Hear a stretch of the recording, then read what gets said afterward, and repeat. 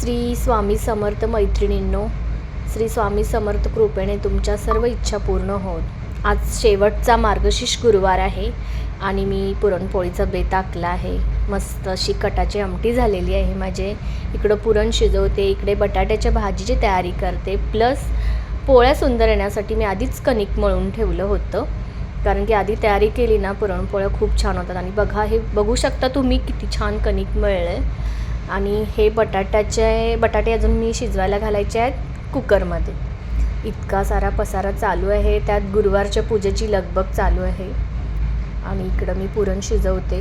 पुरण एकसारखं हलवलं की छान होतं, सुंदर होतं, पुरण लागत नाही। आणि इकडे मी पुरण शिजवण्याची तयारी करते।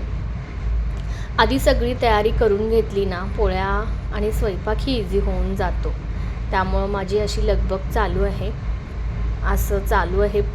झालं हे पुरण रेडी झालं आहे, आता मी ते करून घेणार।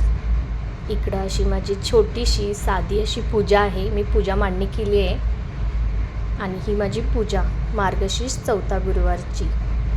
तर आता सगळं आवरून मी नैवेद्य दाखवते। पोळ्या, बटाट्याची भाजी, शक्यतो कांद्याचा दाखवत नाहीत, पण माझ्या घरी काही शिजेल, भाजी भाकरी का असे ना, पण मी देवाला ते दाखवून करते। तर बघा, हा सुंदर असं मी किचन आवरलं आणि माझी गुरुवारची सांगता झाली।